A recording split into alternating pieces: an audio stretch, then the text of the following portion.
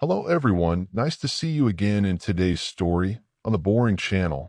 I would like to introduce to you an ancient story that science cannot explain. Now we invite you to listen to this story. Hey guys, tonight we are plunging once more into the whispering sands of ancient Egypt, where mysteries cling to the air like the fine dust of millennia.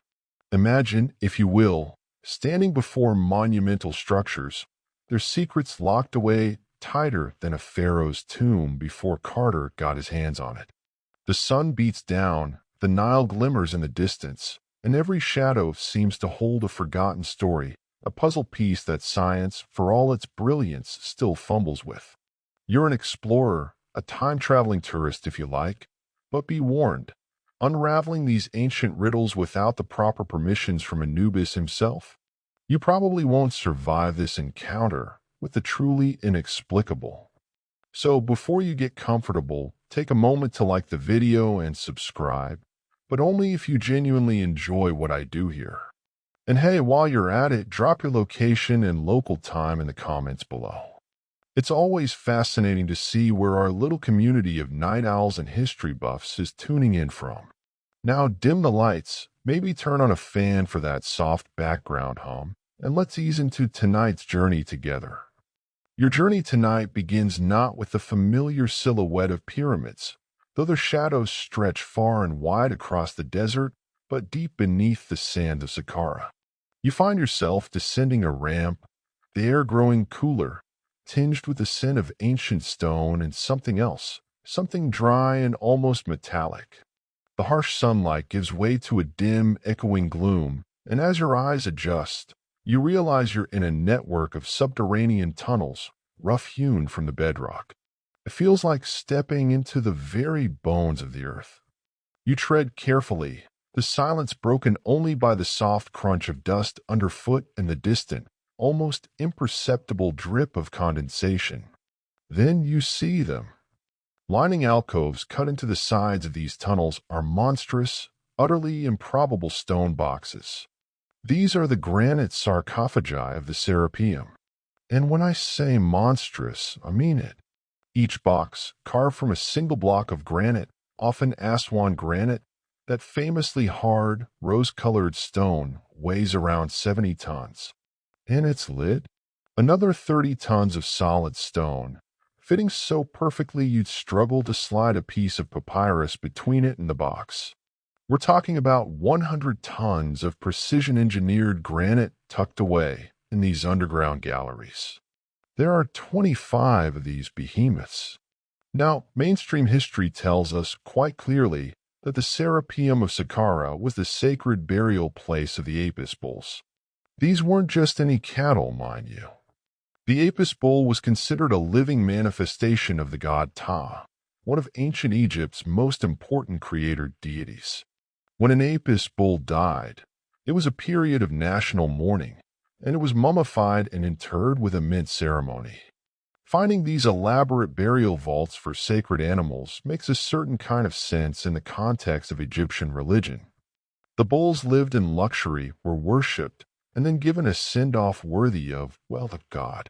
Getting a grumpy 1,500-pound bull, even a mummified one, down these narrow, dark tunnels and into a giant stone bathtub already sounds like a logistical nightmare, a reality TV show waiting to happen. But the real mystery kicks in when you get up close to these sarcophagi. Forget the bulls for a moment and just look at the craftsmanship. The granite is polished to a mirror sheen, so smooth you can almost see your reflection, even in the dim light. The internal corners are perfectly square, the surface is flat to within tolerances that modern engineers would nod at approvingly. We're talking finer tolerances than your last IKEA flat pack, that's for sure. How did they achieve this? The known tools of the ancient Egyptians, copper chisels, dolerite pounding stones, sand as an abrasive, seem utterly inadequate for shaping granite with such precision, let alone on this scale and repeatedly. Imagine the scene, deep underground, limited light, dust everywhere, and you're tasked with carving and polishing a 70-ton block of one of the hardest stones on earth. And not just carving it, but making it perfectly flat, perfectly angled, with an interior so precisely hollowed out that the walls are of uniform thickness. Some of these boxes are so large you could park a small car inside if you could somehow get it down there. When the French Egyptologist Auguste Mariette rediscovered the Serapeum in 1851, guided by ancient texts, it was a monumental find. He blasted his way into the sealed entrance, expecting, perhaps, a treasure trove. He probably expected a bit more gold and a bit less giant cow coffin. While some Apis bull mummies and related artifacts have been found in other parts of the Saqqara necropolis, many of these grandest sarcophagi in the main galleries were found empty or containing only a jumble of debris. This absence of the expected occupants in the most impressive containers only deepens the puzzle. The sheer effort involved in quarrying these massive blocks, transporting them hundreds of miles from Aswan, somehow lowering them into these subterranean tunnels, and then finishing them to such an incredible degree is staggering. Historians still argue whether the granite boxes were truly finished in situ, deep within the cramped tunnels, or somehow transported complete into these narrow passages. If they were finished outside, how are they maneuvered with such delicacy through the restricted subterranean network? If inside, how is the work even possible with such limited space and primitive tools? The tunnels themselves are not much wider than the sarcophagi in places, and this brings us to a more quirky, fringe tidbit that buzzes around the Serapeum. Given the almost impossible precision, the immense weight, and the fact that many were empty, some researchers have wondered if these boxes were really for bulls. Or at least only for bulls. Could they have had another purpose, perhaps before or alongside their use as sacred animal sarcophagi? Theories range from them being ancient energy devices, resonating chambers, or even secure archives for lost knowledge. The precision necessary for some unknown technological function. It sounds like something out of a sci-fi novel, but when you stand before these silent stone giants, the sheer audacity of their creation makes you wonder if our understanding is missing a crucial piece. What technology was used? How are they moved? Why such extreme precision for animal burials, however sacred? The Serapeum offers few easy answers. It just stands there, or rather lies there beneath the sands, a testament to an engineering prowess that continues to baffle us. You run your hand over the cool, impossibly smooth surface of one of these granite titans, and the silence of the ages seems to press in, thick with unanswered questions. The air is still, the darkness profound, and the mystery, like the granite itself, feels incredibly solid and utterly unyielding, leaving the heavy silence of those colossal stone bulls and their baffling coffins behind. You journey onward, emerging from the earth's deep embrace and blinking in the bright Egyptian sun once more. The oppressive weight of Saqqara's subterranean mysteries lifts, replaced by the warm caress of the desert wind. Your path, in a manner of speaking, now takes you northwards, tracing the serpentine ribbon of the life-giving Nile, the river that has witnessed millennia of triumphs and enigmas. You're heading towards a place of exquisite beauty, a temple so well preserved it feels as if the ancient worshippers only just stepped away, Dendera, and specifically, the magnificent temple of Hathor. As you approach, the sheer scale and detail of the Hathor temple are breathtaking. Unlike the stark, ancient power of the Giza pyramids or the raw mystery of the Serapeum, Dendera offers a more refined, almost delicate grandeur. The Temple of Hathor at Dendera is one of the best preserved temple complexes in Egypt, largely Ptolemaic and Roman in period. This means it's relatively new by ancient Egyptian standards, mostly built within the last few centuries BCE and into the 1st century CE. Cleopatra herself, the famous one, likely worshipped here. Her image is carved onto its walls. The colors are still vibrant in places, the hieroglyphs sharp, the massive columns topped with the serene, cow-eared face of Hathor, goddess of joy, love, music, and motherhood. She was a very popular deity, clearly. Perhaps Hathor, goddess of joy and love, just really appreciated good mood lighting for her parties. Who are we to judge? But you're not here just for the pretty pictures and the architectural splendor, as magnificent as it is. You're here for something hidden, something tucked away in the temple's underbelly, in its subterranean crypts. Down narrow, steep staircases you go, the air becoming cool and still, much like it did in the Serapeum, though here the atmosphere feels less about raw power and more about sacred secrets. The walls are covered, every inch, with intricate carvings. And in one of these dimly lit, narrow chambers, you find them, the famous dendrolites. Before your eyes are several large, limestone reliefs. The most striking depict elongated, transparent-looking objects, vaguely pear-shaped or bulb-like. Inside each bulb, a wavy line, like a serpent, extends from a lotus flower at one end towards the other. This serpent filament is held aloft by a jed pillar, that distinctive symbol often associated with Osiris and representing stability or the backbone of the god. Figures are shown interacting with these objects, some seemingly supporting them. The bulb itself appears to be connected by a stem or cable coming out of the lotus flower base, which then often trails off. Now, the mainstream Egyptological explanation is perfectly reasonable, steeped in rich Egyptian mythology. These scenes, they say, depict the birth of Harsamptis, Horisimatoi, Horus uniters of the two lands in a child form, a serpent god, emerging from a lotus flower, which is a classic ancient Egyptian symbol of creation and rebirth. The bulb is said to represent the womb of the sky goddess Nut, or the primordial waters from which creation springs. The snake is a symbol of fertility and power, Harsamptis himself. The jed pillar is a symbol of stability and power, supporting this cosmic event. It's all very symbolic, very religious, fitting perfectly within the known cosmological beliefs of the ancient Egyptians. The hieroglyphs surrounding these images also speak of creation myths and religious festivals. But then you squint a little. You tilt your head, and that little voice, the one that loves a good mystery, starts to whisper. Because, let's be honest, those things do look uncannily like giant light bulbs.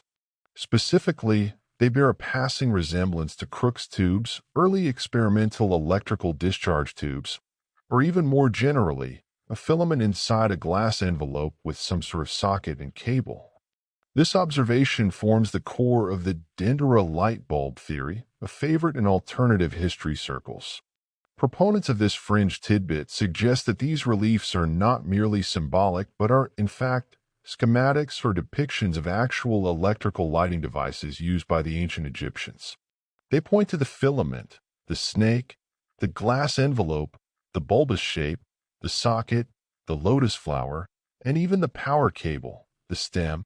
The jed pillar, in this interpretation, becomes an electrical insulator or some kind of high-voltage generator. The figures are seen as priests or technicians operating the device. It's a compelling visual argument, you have to admit. Further fuel for this theory comes from the often repeated claim that many ancient Egyptian tombs and temples lack soot deposits on their ceilings, suggesting a smokeless form of illumination was used.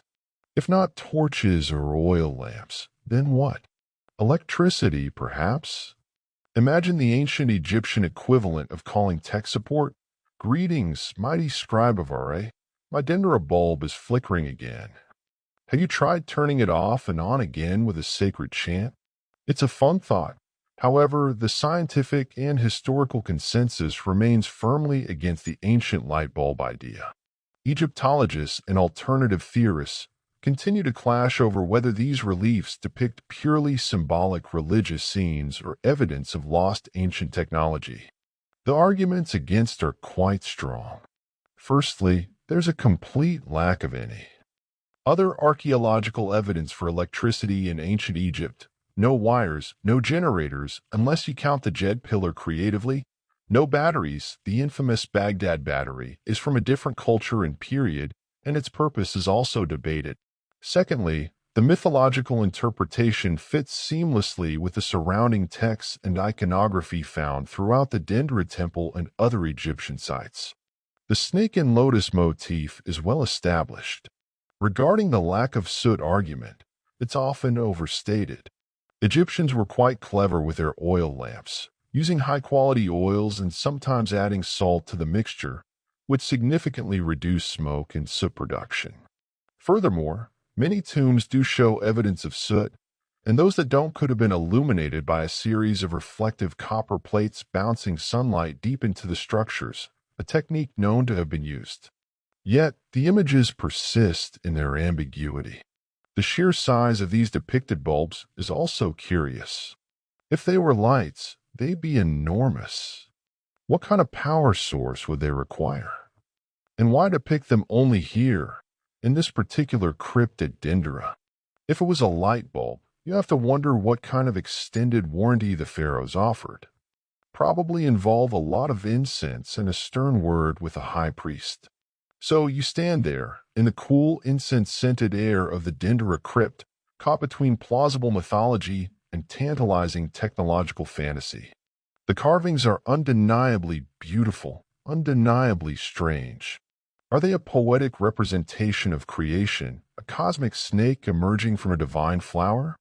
Or are they a faint, almost forgotten echo of a technology that flickered briefly in the ancient world before vanishing, leaving only these enigmatic blueprints carved in stone? The carvings themselves offer no definitive answer, only more questions that glow faintly in the dim light of the crypt, inviting you to ponder what other secrets the sands might still hold. From the subterranean glow of Dendera's enigmatic carvings, your journey now takes you south, far south along the Nile. The landscape changes, becoming more rugged, the desert pressing closer to the riverbanks. You're heading to Aswan, the ancient frontier town, the source of that magnificent granite we saw in the Serapeum, and the site of a monumental ambition left visibly, dramatically unfulfilled. You arrive at the northern quarries of Aswan, a place where the very earth bears the scars of Egypt's colossal building projects. And there, lying prone, still tethered to the bedrock from which it was being birthed, is the unfinished obelisk. It's difficult to convey the sheer scale of this thing. Imagine a skyscraper lying on its side. If completed, it would have stood around 42 meters, nearly 138 feet, tall and weighed an estimated 1,200 tons. That's equivalent to about 200 adult African elephants, give or take a few. It would have been the single largest piece of stone ever quarried by the ancient Egyptians, a third taller than any other known obelisk. As you walk along its immense length, you feel dwarfed, a tiny ant beside a sleeping giant. You can see the tool marks, the channels pounded into the granite, the smooth, slightly curved surfaces where workers painstakingly chipped away at the mother stone. The unfinished obelisk is famously attributed to Queen Hatshepsut, one of ancient Egypt's most powerful female pharaohs, who ruled during the 18th dynasty around 1470 BCE. She was a prolific builder, and this obelisk was likely destined for the temple complex at Karnak to stand alongside others she successfully erected. Obelisks were potent symbols of the sun god Ra, their pyramidal tips, often covered in electrum, a gold-silver alloy, catching the first and last rays of the sun. They were statements of pharaonic power, piety, and connection to the divine. This one was meant to be her grandest statement yet, but it was not to be. As you examine the massive stone, you can clearly see the reason for its abandonment. A series of deep cracks, flaws within the granite itself, that appeared as the workers neared completion of the quarrying process. You can almost feel the ancient heartbreak. Imagine the scene, thousands of laborers working for months, perhaps even years, under the scorching Aswan sun. They meticulously pounded out the trenches around the obelisk using dolerite balls, hard, heavy stones, to chip away at the granite. They've almost freed this colossal monolith.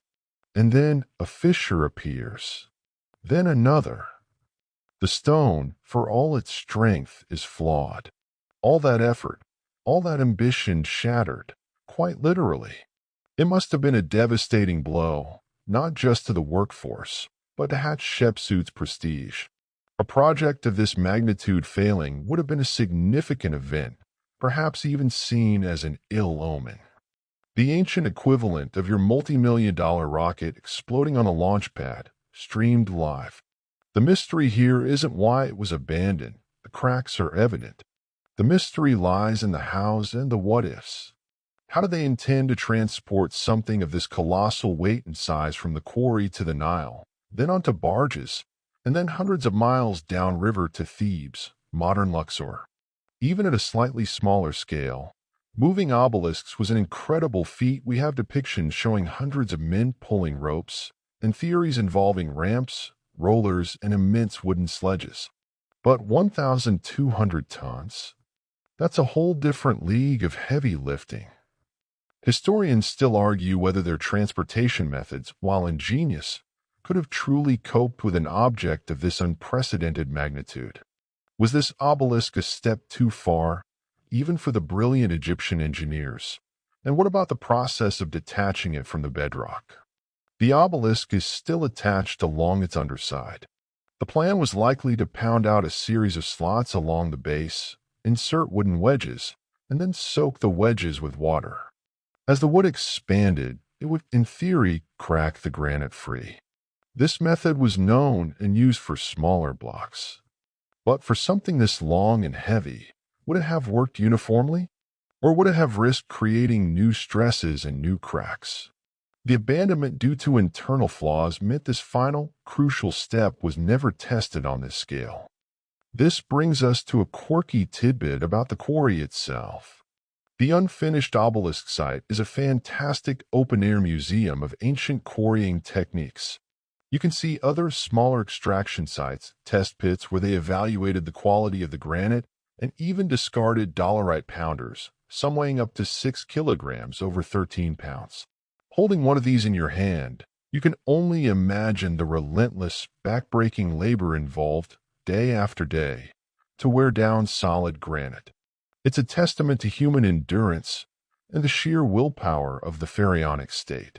But even more intriguing are some of the unusual scoop-like marks found on the obelisk and in other parts of the Aswan quarries. While most tool marks are consistent with pounding and chiseling, some alternative researchers have pointed to these smoother, sometimes undulating depressions as evidence of a more advanced, perhaps even unknown, stone softening or scooping technology. The idea is that the Egyptians might have possessed a method to temporarily make the surface of granite less resistant, allowing it to be worked more easily.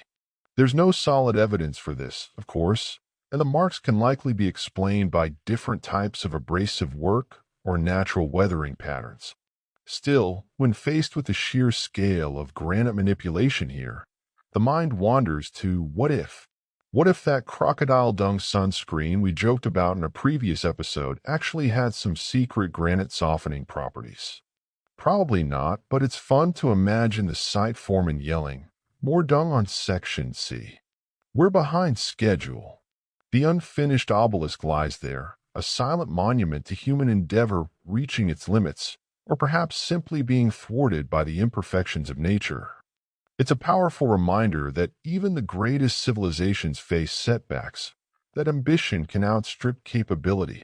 But it also offers a precious glimpse into their methods, their struggles, and their incredible persistence.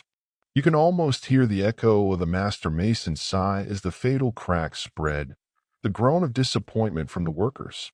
It's a story of immense effort, of grand vision, and ultimately, of a dream left broken in the heart of the stone. The sun beats down, the granite radiates heat, and the silent obelisk keeps its counsel, a giant question mark etched into the landscape. What other monumental plans, you wonder, lie hidden beneath the sands, their stories of triumph or failure waiting to be unearthed?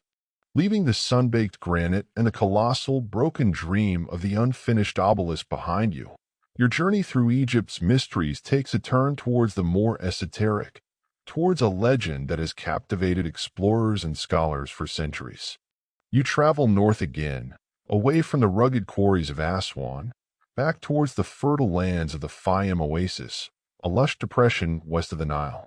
Here, amidst the palm groves and ancient irrigation channels, you seek a structure that, if it existed as described, would dwarf even the Great Pyramid in its complexity and perhaps its purpose. The legendary labyrinth of Hora. Your destination is the archaeological site of Hora, where the pyramid of Pharaoh Amenemhat III stands, a somewhat dilapidated mud brick structure, a shadow of its former glory. Amenemhat III, a powerful ruler of the 12th dynasty, Middle Kingdom, circa 1860 to 1814 BCE, was known for his extensive building projects, particularly those focused on water management and reclaiming land in the Fayum. It was Amenemhat III who built a pyramid at Hera, and beside it, a vast mortuary temple, which ancient Greek and Roman writers, including Herodotus and Strabo, described in awestruck terms as the labyrinth. Herodotus, the famed Greek historian who visited Egypt in the 5th century BCE, wrote of the labyrinth with undisguised wonder. He claimed it surpassed even the pyramids, describing a massive two-story complex with 3,000 rooms, 1,500 below ground and 1,500 above. He spoke of countless courtyards, colonnades, and chambers, all roofed with single slabs of stone, their walls covered in intricate carvings. He claimed to have personally visited the upper rooms but was forbidden from entering the subterranean ones, as they supposedly contained the tombs of kings who built the labyrinth and also the tombs of sacred crocodiles. Imagine a building with more rooms than the largest palace you can think of, all interconnected in a bewildering maze. Strabo, writing centuries later, also described it as a marvel, a vast palace with as many rooms as there were nomes, provinces in Egypt, each with its own dedicated hall. Diodorus Siculus and Pliny the Elder also added their accounts, each marveling at its scale and complexity. These weren't just casual mentions. These were detailed descriptions from respected classical authors who had either seen it or had access to reliable accounts. The labyrinth was, according to them, one of the wonders of the ancient world, a testament to Egyptian architectural genius. So you arrive at Hera, expecting to find, well, something. At least the footprint of something enormous. And what you find is underwhelming at first glance. The pyramid of Amenemhat III is there, yes, but the area to its south, where the labyrinth is said to have stood, is now a vast, confusing expanse of stone chips, depressions, and scattered fragments of columns and statues. It looks more like a demolition site than the foundation of a wonder. It's easy to feel a pang of disappointment.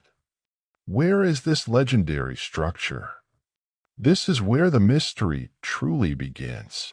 For centuries, archaeologists have sifted through the sands and debris at Hera, trying to reconcile the grandiose descriptions of the ancients with the fragmented reality on the ground. The legendary labyrinth, described by Herodotus as containing 3,000 rooms, remains largely unexcavated, and its true extent is fiercely debated by archaeologists. Flinders Petrie, one of the giants of Egyptology, excavated at Hera in the late 19th century. He did find evidence of a huge stone-paved area, roughly 300 meters by 240 meters, about 1,000 by 800 feet, south of the pyramid, littered with countless stone fragments. He concluded that this was indeed the site of the labyrinth, but that it had been extensively quarried for its stone in later periods, particularly during Roman times, effectively dismantled and carried away to build other structures. A sad end for such a marvel, if true, recycled into Roman villas and local buildings. Like finding out your favorite ancient wonder was turned into paving stones for a strip mall. Petrie believed the labyrinth was Amenemhat III's mortuary temple, albeit one of unprecedented scale and complexity. The idea of a mortuary temple with numerous chapels dedicated to different gods or aspects of the pharaoh's cult isn't unusual. But 3,000 rooms? That's beyond anything known. The quirky fringe tidbit here isn't so much a single item as the persistent belief among some researchers and enthusiasts that Petrie only scratched the surface, and that the real labyrinth, perhaps the subterranean portion Herodotus mentioned, still lies hidden and largely intact beneath the sand and rubble, or even beneath the water table, which is quite high in the Fayum. There are tales of explorers in the early 20th century claiming to have found entrances to vast underground complexes, only to have their discoveries hushed up or lost to time. Ground-penetrating radar surveys have been conducted, some suggesting anomalies and potential structures beneath the surface, but large-scale, definitive excavations of these deeper levels are incredibly challenging due to the high water table and the sheer amount of overlying debris. Could it be that the labyrinth was not just a temple, but something more? A vast administrative center for the entire country, as Strabo's account of rooms for each gnome might imply? Or perhaps an archive, a library of sacred texts and historical records, as some have speculated? The idea of a repository of ancient knowledge, hidden away from the ravages of time, is an undeniably romantic one. What secrets might those 1,500 subterranean rooms, if they exist, still hold? Maps of lost lands? Histories that rewrite what we know? Or perhaps just a lot of very old, very sacred crocodile mummies, which, while historically interesting, might be a slight letdown for the treasure hunters. Probably smells a bit funky down there too, after a few millennia. The challenge is immense. The area is vast. The potential depth of the remaining structures, if they exist underground, makes excavation costly and complex. And there's always the question, are the ancient accounts exaggerated? Were Herodotus and others prone to a bit of hyperbole when describing foreign wonders? It's certainly possible. Ancient writers weren't always the sticklers for fact-checking that modern historians strive to be. So you stand on the edge of this sprawling, enigmatic field of debris at Hora. The wind whispers through the broken stones, carrying faint echoes of ancient grandeur and modern frustration. Is this all that remains of one of the world's greatest lost wonders?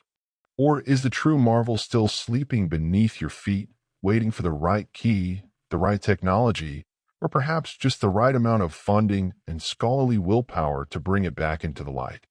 The labyrinth of Hora remains a potent symbol of the elusive nature of the past, a puzzle where most of the pieces are still missing, or perhaps just buried a little deeper than we've been willing to dig.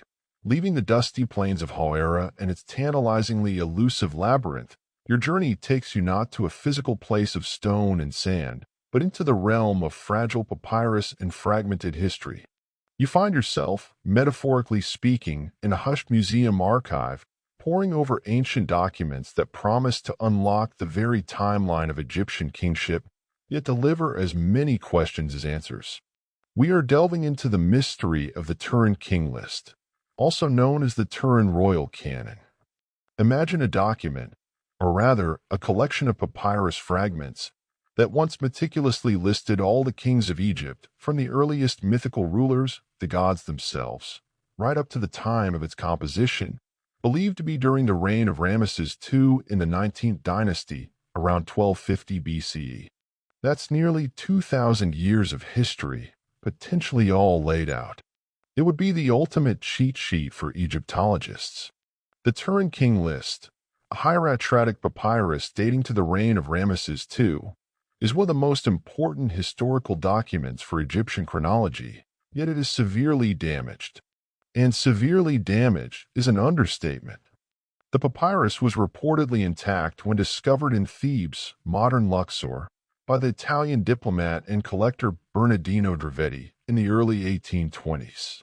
However, by the time it reached the Egyptian Museum in Turin, Italy, hence its name, it had crumbled into over 160 fragments, some tiny, some larger, but none offering a complete picture.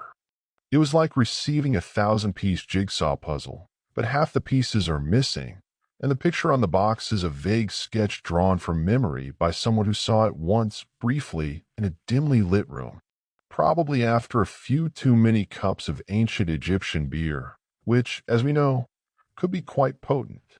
Scholars, most notably Jean-François Champollion, the decipherer of hieroglyphs, and later Gustavus Seyfarth and others, have painstakingly tried to piece these fragments back together. It's an ongoing historical Sudoku, trying to match frayed edges, handwriting styles, and the faint traces of royal names and reign links. What they have managed to reconstruct is astonishing, confirming, and sometimes challenging king lists compiled from other sources like Manethos Aegyptiaca or temple inscriptions. The Turin King list is unique because it was written on papyrus, likely by a scribe for administrative or archival purposes, and it includes not just the famous pharaohs, but also many minor or short-lived rulers often omitted from monumental inscriptions. It even gives reign lengths with remarkable precision, sometimes down to the exact number of months and days. But here's where the mystery deepens, beyond just the physical fragmentation. The list begins not with human kings, but with dynasties of gods, demigods, and spirits of the dead or followers of Horus. Ta-Are, Shu, Geb, Osiris, Set, and Horus are all listed as having ruled Egypt for immense periods, thousands of years in some cases. After these divine reigns, there's a list of semi-divine beings, and then finally, it transitions to Menes, the traditional first human king of Egypt, who united Upper and Lower Egypt. Mainstream Egyptology generally interprets these early divine sections as mythological, a way for the Egyptians to establish a deep cosmic antiquity for their kingship and to legitimize the pharaoh as a successor to the gods. It's a foundational myth similar to those found in many cultures. However, the fact that these divine rulers are listed with specific, albeit fantastical, reign lengths, right alongside historical kings, is intriguing. Historians still argue whether the Turin King list's inclusion of divine and semi-divine rulers before the historical pharaohs is purely mythological, or if it hints at a lost prehistoric tradition of leadership. Could these gods represent something else? Perhaps a long-lost era of advanced civilization, remembered dimly through myth? Or were they tribal chieftains or sage leaders whose reigns were later exaggerated and deified? This is where the more fringe interpretations come in, suggesting that these aren't just myths but echoes of a far older, forgotten history. Some even connect these divine dynasties to theories of ancient astronauts or lost civilizations like Atlantis, seeing the long reigns as evidence of non-human lifespans or a different understanding of time. While there's no archaeological evidence to support such claims, the Turin list structure certainly provides fertile ground for speculation. It's like finding a meticulously kept spreadsheet that starts with Zeus, CEO of Olympus, tenure, 5,000 years. You'd raise an eyebrow. Another significant puzzle presented by the Turin King list is its treatment of controversial periods. For instance, it includes the Hyksos rulers, foreign kings from Western Asia, who controlled Lower Egypt during the Second Intermediate Period. These rulers were often vilified in later Egyptian records, yet the Turin list includes their names, though often marked as foreign, and without royal cartouches and reign lengths. This suggests a more pragmatic, perhaps bureaucratic, approach to record-keeping, but it also raises questions about how these periods were truly perceived at the time of the list compilation. Furthermore, there are gaps and lacunae even in the more historical sections. Sometimes names are missing, or reign lengths are illegible. There are rulers mentioned here who are unknown from other sources, and conversely, some known pharaohs are seemingly absent or their placement is debated. This makes reconstructing a definitive, unbroken line of succession incredibly challenging. It's like trying to complete a family tree where half the birth certificates are smudged and a few mischievous ancestors use pseudonyms. The very act of trying to reassemble the papyrus is a quirky tidbit in itself. Early attempts were sometimes based on flawed assumptions, and pieces were occasionally joined incorrectly, leading to ghost pharaohs or incorrect sequences that took decades to untangle. Modern scientific analysis, including new imaging techniques, continues to refine the arrangement of the fragments. It's a testament to the dedication of scholars that we have as much of the list as we do. So, as you gaze upon the facsimile of these fragile, brownish fragments, pieced together like an ancient, cryptic crossword, you're looking at a document that is both a priceless historical treasure and a profound source of frustration. It offers a framework for Egyptian history, but one that is shaky in places, mysterious in others, and tantalizingly incomplete. It forces us to confront the limits of our knowledge, the fragility of ancient records, and the intriguing possibility that the neat narratives we construct about the past might be missing entire chapters, perhaps even entire volumes, especially those dealing with the deepest, most shadowy eras of Egypt's divine and human beginnings. The Turin King list doesn't just record history, it embodies the very challenge of recovering it from the ravages of time, from the fragmented whispers of the Turin King list, hinting at divine rulers and lost epics. Your path takes you to a period of radical, almost violent, change in ancient Egyptian history. You arrive in the shimmering heat haze of a ghost city, a place that rose from the desert sands with astonishing speed and was abandoned almost as quickly, its very memory systematically erased. We are venturing into the era of Akhenaten and his revolutionary son cult, a mystery that still perplexes scholars with its abruptness and its equally sudden demise. Imagine the scene. For over 1,000 years, Egypt has worshipped a complex pantheon of gods, Ammon-Ra, Osiris, Isis, Horus, Hathor, and countless others. Their temples are the economic and spiritual hearts of a nation, their priests powerful figures. Then a new pharaoh ascends the throne, Amenhotep IV, around 1353 BCE, during the prosperous 18th dynasty. Initially, things seem normal, but then something shifts, radically. Amenhotep IV changes his name to Akhenaten, meaning effective for the Aten or spirit of the Aten. The Aten, represented as a sun disk with rays ending in hands, becomes the supreme and eventually the only deity to be worshipped.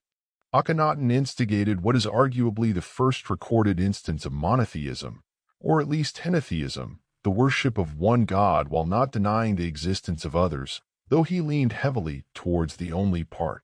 He ordered the closure of temples to other gods, especially those of Ammon-Ra, the powerful state god whose priests had become immensely wealthy and influential.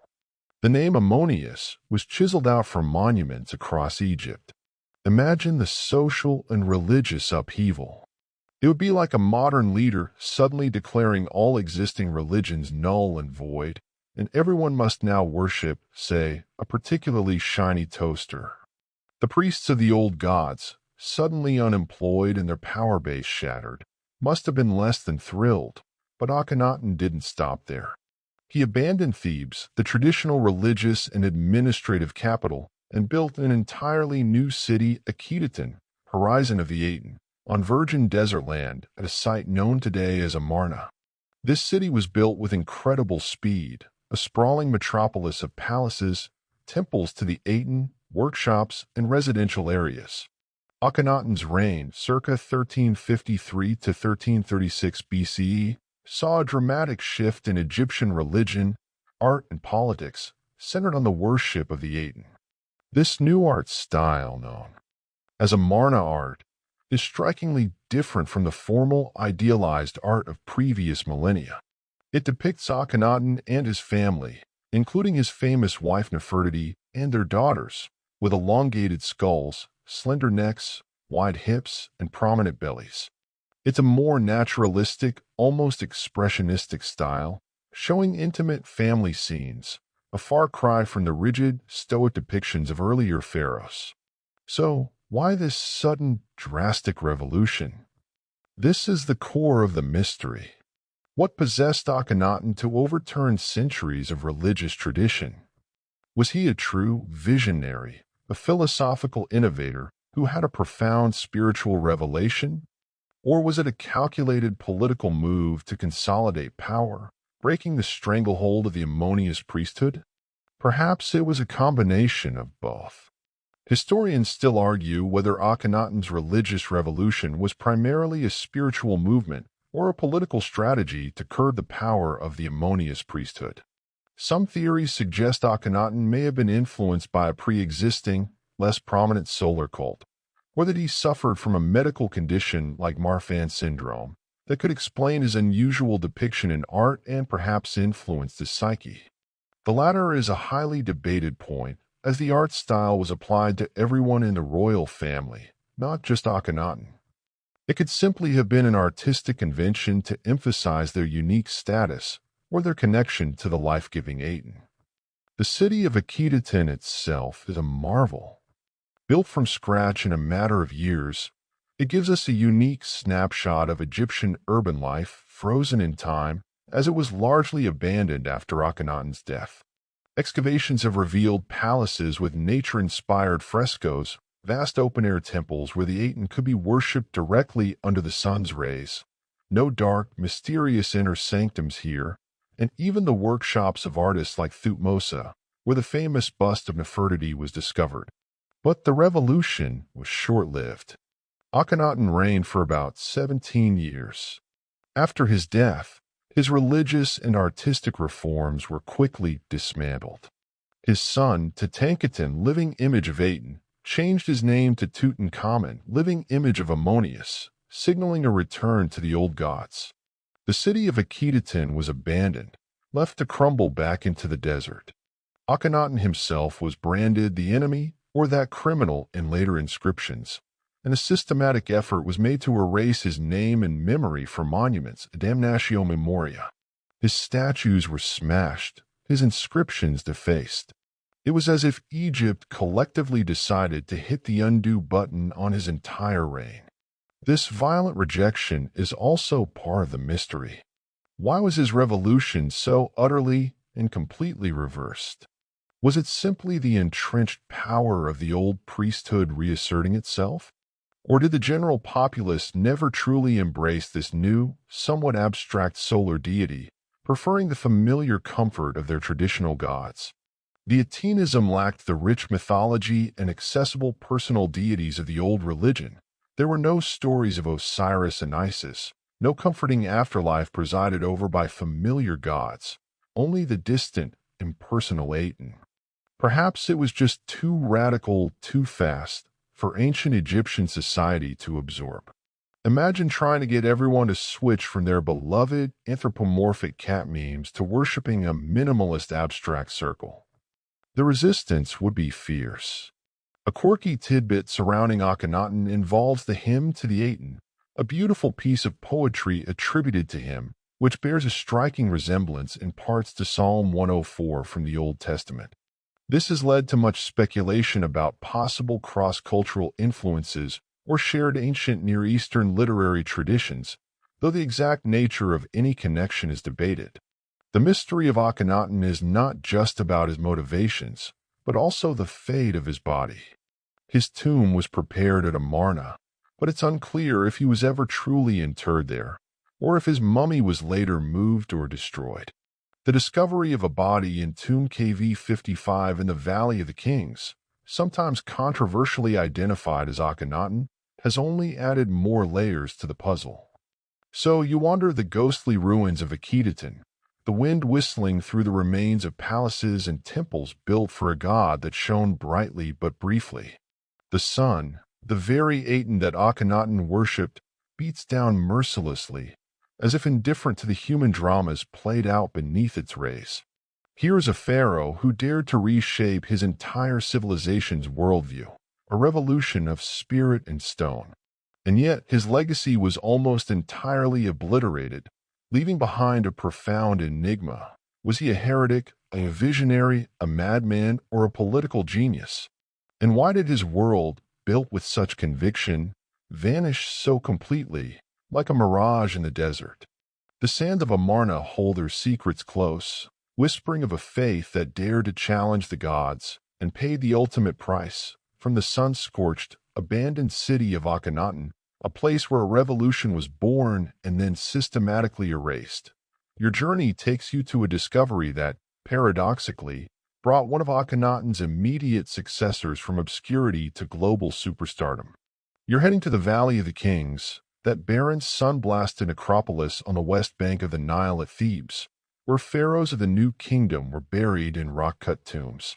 And we are, of course, talking about the boy king Tutankhamun and the persistent, whispering legend of his curse.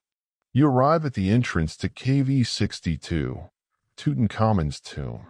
It's surprisingly small, almost humble compared to the grander tombs of more powerful pharaohs like Ramesses II or Seti I. This, in part, is why it remained largely intact for over 3 millennia, escaping the widespread tomb robbing that emptied most other royal burials. When Howard Carter, after years of meticulous searching funded by Lord Carnarvon, made that famous tiny breach in the doorway on November 26, 1922, and peered in by candlelight, his reported words, "Yes, wonderful things," were a monumental understatement. The antechamber was packed, crammed to the ceiling with golden chariots, statues, funerary couches, caskets, and all manner of unimaginable treasures. It was the archaeological discovery of the century. Tutankhamun himself was a relatively minor pharaoh. He ascended the throne around the age of 9, in approximately 1332 BCE, and reigned for about a decade. His primary historical significance lies in the fact that he oversaw the reversal of Akhenaten's religious reforms, restoring the cult of Ammonius and moving the religious capital back to Thebes. His original name, Tutankhaten, living image of Aten, was changed to Tutankhamun, living image of Ammonius, to reflect this shift. He died young, around 19, and the cause of his death is still debated. Theories range from a chariot accident to murder to complications from genetic conditions. His small, hastily prepared tomb suggests his death may have been unexpected. But we're not here primarily for the gold, as dazzling as it is, or even for the intricacies of his reign. We're here for the shadow that fell over this magnificent discovery, the curse of the pharaohs, or more specifically, the curse of Tutankhamun. The story goes that anyone who disturbed the pharaoh's eternal rest would suffer misfortune, illness, or even death. The legend really took flight shortly after the tomb's opening. The first and most prominent victim was Lord Carnarvon, the financial backer of the excavation. In April 1923, just 5 months after the tomb was unsealed, Carnarvon died in Cairo. The cause of death was blood poisoning, reportedly from an infected mosquito bite that he nicked while shaving. The timing was uncanny. Newspapers, eager for a sensational story, latched onto it. Adding fuel to the fire, it was reported that at the moment of Carnarvon's death, all the lights in Cairo inexplicably went out. Furthermore, back in England, Carnarvon's dog, Susie, supposedly let out a howl and died at the very same hour. It was all a bit much, even for the most hardened skeptic. You can just imagine the headlines, "Mummy's Revenge," or "Pharaoh Strikes from Beyond the Grave." Probably sold a lot of papers, though. And the list of victims grew. George J. Gould, a wealthy American financier and friend of Carnarvon, visited the tomb and died a few months later from a fever. Sir Archibald Douglas Reed, a radiologist who x-rayed Tutankhamun's mummy, died of a mysterious illness. Arthur Mace, a member of Carter's excavation team who helped open the burial chamber, died of pleurisy. Prince Ali Camel Fahmy Bey of Egypt was shot dead by his wife in London after visiting the tomb. And so on. By the late 1920s, the press had attributed over a dozen deaths to the curse. It was a global phenomenon, a spooky tale that perfectly captured the public imagination, blending ancient mystery with modern tragedy. So, is there any truth to it? Historians still argue whether the series of deaths and misfortunes following the opening of Tutankhamun's tomb were coincidental or indicative of an unknown, perhaps biological agent. The mainstream scientific and historical consensus is overwhelmingly that the curse is a media fabrication, a string of coincidences sensationalized by the press. Many of the people connected with the excavation lived long and healthy lives, including Howard Carter himself, who died in 1939, a full 17 years after opening the tomb, at the age of 64. If the curse was real, you'd think the main guy would be top of its list. Perhaps the pharaoh's spirit was just really bad at prioritizing its vengeance list. Right, Carnarvon first. Carter, maybe later. I've got a haunting in Aswan scheduled. However, the persistence of the legend is interesting. Some have tried to find rational, scientific explanations for the curse. One theory posits that ancient tombs could harbor dormant, dangerous molds or bacteria. When the tomb is sealed for millennia, these microorganisms could proliferate, and their spores, when inhaled by the first people to enter, could cause severe respiratory illnesses or infections. Think of it as ancient Egyptian biological warfare, an unintentional booby trap. There have been studies on airborne pathogens in newly opened tombs, and while some molds can be present, there's no definitive link to the specific deaths associated with Tutankhamun. Another quirky tidbit associated with the curse is the alleged inscription found at the tomb's entrance, supposedly reading, "Death shall come on swift wings to him who disturbs the peace of the king." The problem? No such inscription was actually found by Carter or his team in Tutankhamun's tomb. While some Egyptian tombs do contain protective curses or warnings, often more poetic than direct threats of death, this specific, famous one seems to be an invention, possibly by imaginative journalists or even by Carter's team themselves as a way to deter thieves or overly enthusiastic tourists. It's a great line, though.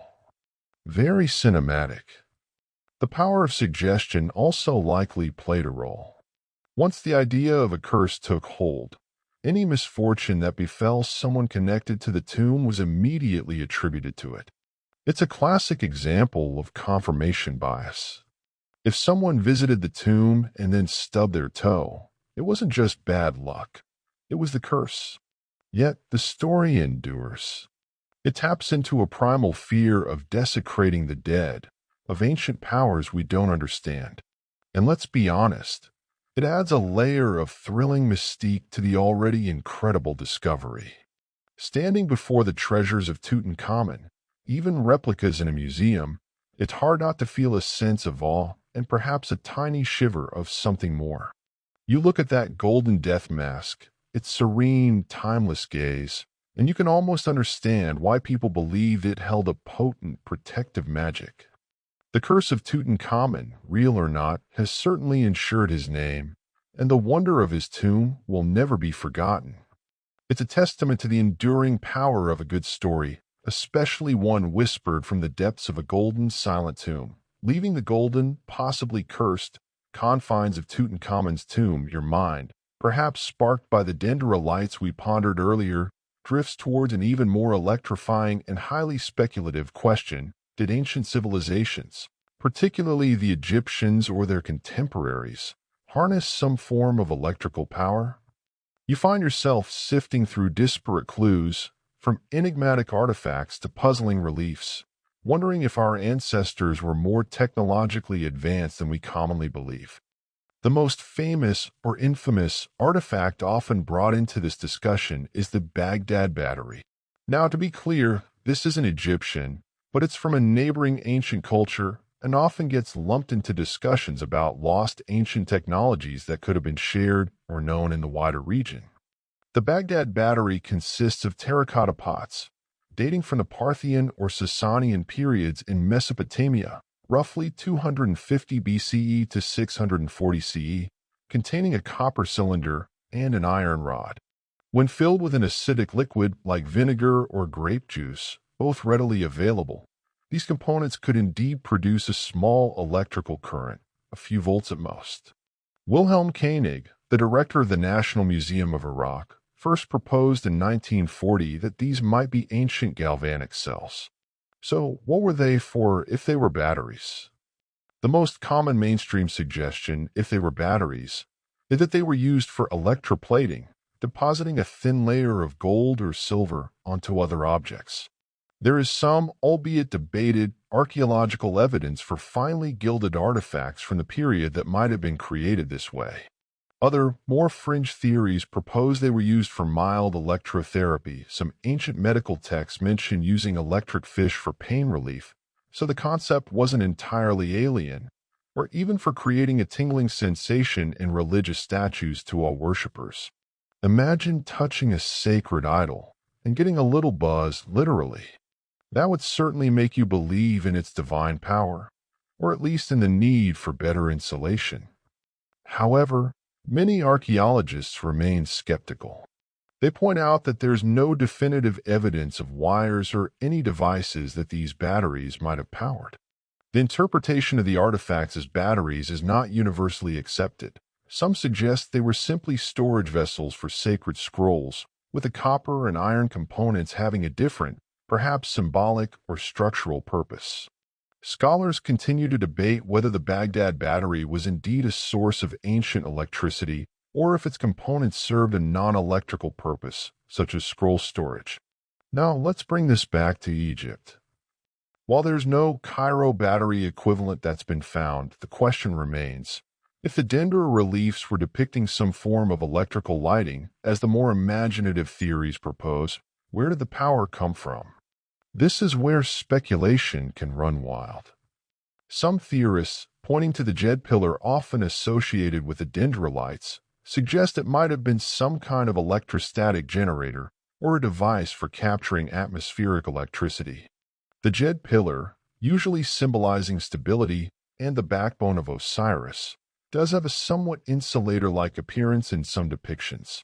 Could its meaning have been multi-layered, one literal, power source, and one symbolic? It's a stretch, but when you're dealing with thousand-year-old mysteries, sometimes you have to stretch your imagination like taffy. Another line of thinking involves the Ark of the Covenant. Yes, that Arkansas. While a Hebrew artifact, its construction and alleged powers, as described in the book of Exodus, have led some to speculate it was an electrical capacitor. Exodus describes it as a wooden box overlaid with gold, inside and out, with specific dimensions and carrying poles. Some have interpreted these instructions as a blueprint for a device capable of storing a significant electrical charge, potentially lethal to anyone who touched it incorrectly. Given the close interactions between Egyptian and Hebrew cultures at various points in history, particularly during the traditional time of the Exodus, the idea is that such knowledge, if it existed, could have been present in Egypt too. This is, of course, highly speculative and delves deep into religious texts interpreted through a technological lens. It's the kind of theory that makes mainstream historians sigh and reach for their antacids, but it certainly makes for a good late-night discussion. Then there's the more general argument about the lack of soot in some tombs and temples, which we touched upon with Dendera. If not torches or sophisticated oil lamps, and if not reflective mirrors bouncing sunlight, which works, but has limitations in complex, deep structures, then what? Proponents of ancient electricity suggest that perhaps a form of lighting was used that left no trace, precisely because it was electrical. However, the counterarguments of efficient lamps, reflective technology, and the fact that many places do show soot are quite strong. A quirky, and definitely out there, tidbit in this vein involves ley lines and earth energies. Some theories propose that ancient Egyptians and other ancient cultures were adept at siting their sacred structures on points of natural telluric, earth, currents or energy concentrations, and that they somehow tapped into these energies. Pyramids, obelisks, and temples, in this view, weren't just symbolic structures but functional components of a global energy grid. There's no scientific evidence to support this, and it veers firmly into pseudoscience, but it's a persistent idea in some circles, often linked to the idea that these structures had advanced acoustical properties or could resonate at specific frequencies. Think of the Great Pyramid not just as a tomb, but as a giant, silent power plant.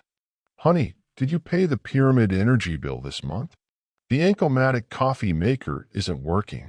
Ultimately, the evidence for widespread, practical electrical power in ancient Egypt, or even in neighboring cultures like Mesopotamia, is extremely thin to non-existent. The Baghdad battery is an intriguing anomaly, but it's a long way from proving a sophisticated understanding or application of electricity. The Dendera reliefs are visually suggestive, but have strong mythological interpretations. The arguments from lack of soot or the Ark of the Covenant are highly circumstantial and speculative, yet the idea persists because it's so tantalizing. We see their incredible engineering feats, their sophisticated mathematics and astronomy, and we wonder, what else might they have known that has been lost to time? It's easy to underestimate ancient ingenuity. While they may not have had iPhones or electric lighting grids, they were clearly masters of the technologies available to them. And perhaps, just perhaps, in some isolated workshop, some curious priest or artisan stumbled upon a spark, a tingle, a faint glimmer of a power they couldn't fully understand or replicate on a grand scale, leaving behind only enigmatic clues like the Baghdad battery or strange carvings on a temple wall for us to puzzle over thousands of years later, as you ponder tantalizing, if ultimately unproven, possibility of ancient electrical power. Your attention shifts to something more tangible, yet equally baffling, the undeniable evidence of stoneworking precision in ancient Egypt that seems to go beyond the capabilities of their known toolkit. You find yourself running your fingers over impossibly smooth surfaces, peering into perfectly cylindrical drill holes, and examining cuts in hard stone that look almost machine-made. How do they do it? We've already touched upon this with the granite boxes of the Serapeum, but the phenomenon is widespread. Consider the statues of pharaohs, often carved from diorite, basalt, or quartzite, incredibly hard igneous rocks. Many ancient Egyptian statues, particularly those from the Old Kingdom, exhibit a level of polish and symmetry that is astonishing, even by modern standards, especially considering they were worked from some of the hardest stones on Earth. Diorite, for example, is harder than iron. Yet you see surfaces polished to a mirror sheen, intricate details carved with incredible finesse, and a bilateral symmetry that suggests highly sophisticated measuring and shaping techniques. The standard explanation involves a great deal of time, patience, and skilled craftsmanship using simple tools, copper chisels, which would have blunted quickly against hard stones and needed constant resharpening, dolerite pounders, harder stone balls used to rough out shapes, and abrasive slurries of quartz sand or emery, a type of corundum, much harder than quartz, used with copper or wooden tools to grind and polish. For drilling, they used copper tubes or rods, rotated perhaps with a bow drill, again using an abrasive like sand to do the actual cutting. This all sounds plausible, and undoubtedly these methods were used. We have archaeological evidence for such tools. But when you examine certain artifacts up close, doubts begin to creep in. Look at some of the core drill holes found in granite or basalt. You can sometimes see spiral grooves or striations on the walls of these holes. Some engineers and researchers have argued that the pitch and regularity of these grooves suggest a feed rate, the speed at which the drill advanced into the stone, that would be incredibly difficult, if not impossible, to achieve with a simple hand-operated bow drill and loose abrasive. It would imply a very high rotational speed and significant, consistent downward pressure. Christopher Dunn, an engineer who has extensively studied Egyptian machining, is a prominent proponent of the idea that the ancient Egyptians used more advanced tools than currently acknowledged. He points to features like perfectly flat surfaces on sarcophagi, flat to within thousandths of an inch, sharp, almost perfectly square internal corners and hard stone boxes, and these intriguing drill core markings as evidence of precision machining. He suggests that the Egyptians might have possessed something akin to lathes, ultrasonic drills, or incredibly precise saws. It's like finding out your great-great-grandfather, who you thought was a simple farmer, was secretly building precision watches in his barn using tools nobody knew he had. Then there are the infamous sarcophagus lids, like those in the Serapeum or inside some pyramids, weighing many tons, fitting onto their boxes with such precision that, as we noted, you can barely slip a piece of papyrus between them. Achieving that level of mating surface accuracy on multi-ton granite blocks is a monumental challenge. How do they check the flatness over such large areas? How do they lift and place these lids so perfectly without chipping the edges? Historians still argue whether the precision observed in some ancient Egyptian stonework could have been achieved solely with the known toolkit of copper, stone, and abrasives, or if unknown techniques or tools were employed.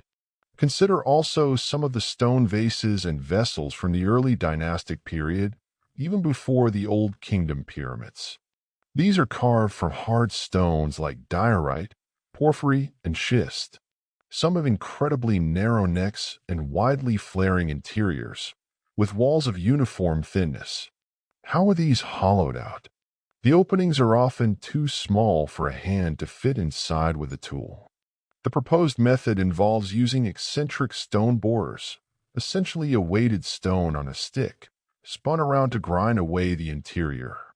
It would require incredible skill and patience to achieve the symmetry and thinness observed, especially without being able to see what you're doing inside. Some of these vessels look almost as if they were spun on a lathe and hollowed out with specialized tools. Quirky tidbit that often comes up in these discussions is the saw marks found on some basalt blocks at Giza and other sites. These are large, flat surfaces with parallel striations, suggesting they were cut with a very large saw. Mainstream archaeology suggests these were likely copper saws, again used with an abrasive. But the length of the cuts, some are several feet long, and the hardness of the basalt make this a challenging proposition for a relatively soft copper blade, even with abrasives. Some have proposed much harder, perhaps iron or even meteoric iron, saws, or even stranger, unknown cutting methods. Imagine trying to saw through a modern granite countertop with a copper blade and some sand. You'd be there for a very, very long time, and your countertop would probably look a mess. And you probably need a new saw every 5 minutes. Of course, the counter-argument to all this lost high technology is that we consistently underestimate the capabilities of ancient craftsmen when driven by strong motivation like a pharaoh's command, unlimited time, relatively speaking, and vast reserves of manpower. Experimental archaeology, where researchers try to replicate ancient feats using only known tools and techniques, has shown that many surprising things can be achieved. For example, experiments have demonstrated that copper tools with quartz sand abrasive can cut granite, albeit slowly. However, the sheer consistency of precision across numerous artifacts, the scale of some of the works, and certain specific features like those drill core striations keep the debate alive. It's not just about whether it could be done with simple tools, but whether it could be done so efficiently and repeatedly to the standards observed on a scale that built the wonders of Egypt. You stand before a colossal statue of Ramesses II, its diorite surface gleaming, its features perfectly rendered. Or you peer into a granite sarcophagus, its interior corners impossibly sharp. The evidence is right there, carved in stone, a silent testament to an extraordinary skill. Were the ancient Egyptians simply the undisputed masters of patient, manual craftsmanship, taking it to an artistic and engineering level we can barely comprehend? Or were they aided by techniques or tools that have since been lost to the sands of time, leaving us to marvel at their work and scratch our heads, wondering, how on earth did they manage that? The stones themselves don't easily give up their secrets. From the tangible, touchable mysteries of precision-cut stone, your journey now takes you into the realm of symbolic interpretation, to a place where ancient art seems to collide with modern technology in the most unexpected ways. You're soaring metaphorically towards the ancient religious center of Abydos, one of the oldest cities of Upper Egypt, sacred to the god Osiris. And here, on a temple wall, you find a set of hieroglyphs that have launched 1,000 internet theories. The Abydos helicopter. You find yourself in the magnificent temple of Seti I, a pharaoh of the 19th dynasty, father of the famous Ramesses II. This temple, known for its exquisite, well-preserved reliefs, is a masterpiece of New Kingdom art. As you wander through its hypostyle halls, admiring the intricate carvings depicting gods, pharaohs, and religious rituals, your guide, let's call him a particularly enthusiastic local with a penchant for the unusual, points you towards a specific lintel, high up on a supporting beam. And there, etched into the stone, are the glyphs that have caused such a stir. At first glance, amongst the more conventional hieroglyphs, a few shapes jump out as strikingly familiar to the modern eye. One clearly resembles a helicopter, complete with a rotor and tail. Another looks rather like a futuristic submarine or a blimp. A third could be interpreted as a kind of spacecraft or a jet fighter. And a fourth, perhaps a hovercraft or a tank. It's an astonishing sight. Are these ancient depictions of modern or even future technology? Did ancient Egyptian priests have visions of 20th century military hardware? Or, as some more extreme theories propose, did they actually witness such machines, perhaps belonging to time travelers or extraterrestrial visitors? It's the kind of image that makes you do a double take and wonder if someone slipped something funny into your hibiscus tea. Now, before you start booking your flight to Roswell or checking your watch for temporal distortions, let's look at the mainstream Egyptological explanation, which is, as you might expect, far more mundane, yet fascinating in its own way. The Bidas helicopter and other anachronistic-looking glyphs in the Temple of Seti I are the result of plaster infill and recarving of hieroglyphs, where an earlier set of titles for Seti I were replaced by those of his son, Ramesses II. This is a known practice in ancient Egypt called palimpsest, where an earlier text or image is erased or covered over, and a new one is superimposed. Here's how it likely happened. Seti I had his royal titles and names carved into the lintel. Later, after his death, his son Ramesses II wanted to update or usurp this inscription with his own titles. Instead of chiseling away the entire original inscription and starting fresh, which would be a lot of work and might damage the stone, the workers filled in Seti I's glyphs with plaster, smoothed it over, and then carved Ramesses II's new titles on top. Over the millennia, some of this plaster has fallen away. What we see today is a confusing, accidental overlap of the original underlying glyphs of Seti I and the remnants of the overlying glyphs of Ramesses II. The helicopter shape, for instance, is likely a composite of a bow symbol, part of Seti I's name, which means he of the god Set, and part of Ramesses II's he who repulses the nine bows title, or similar overlapping elements. The other modern machines can be similarly explained by the chance juxtaposition of different hieroglyphic elements when one inscription is superimposed on another and then partially eroded.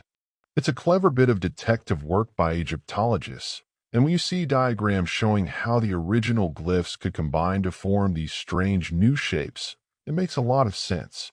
It's like seeing two different words written on top of each other, and a new unintended word or image emerges from the jumble.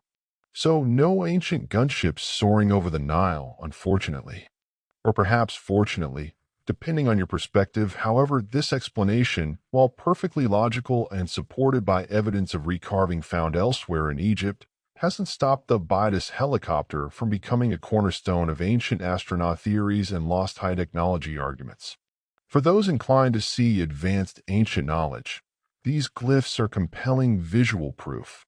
A persistent fringe belief holds that the Abydos glyphs are genuine depictions of advanced aircraft, suggesting either time travel or extraterrestrial contact in ancient Egypt. They argue that the resemblance is too uncanny to be mere coincidence or pareidolia, the tendency to see familiar shapes in random patterns. A quirky tidbit related to this is the sheer number of online decodings and interpretations you can find for these glyphs, often accompanied by dramatic music and grainy close-ups. It's a testament to how a single, ambiguous image can capture the imagination and fuel endless speculation. The internet has truly allowed these visual mysteries to proliferate globally, reaching audiences far beyond the dusty halls of academia. You can almost hear the ancient Egyptian scribe who did the recarving hope this plaster holds. Wouldn't want anyone in 3,000 years getting any weird ideas about flying machines. Oops. Too late. The phenomenon of seeing familiar shapes in ambiguous stimuli is powerful. We see faces in clouds, animals in rock formations, and perhaps helicopters in overlapping hieroglyphs.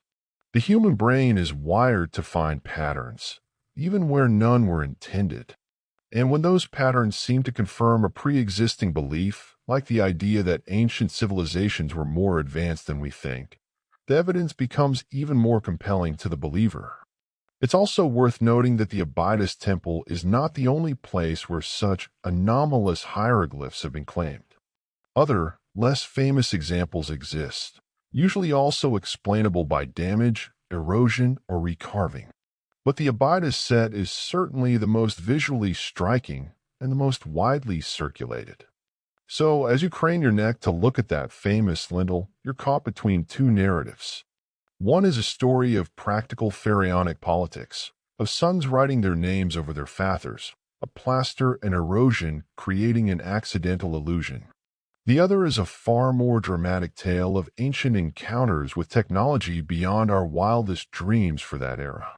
While the evidence strongly supports the former, the allure of the latter is undeniable. The Abydos helicopter serves as a potent reminder of how easily the past can be misinterpreted, how readily we project our own modern understanding and modern obsessions onto ancient relics, and how a few chance shapes can ignite a debate that spans decades, if not centuries.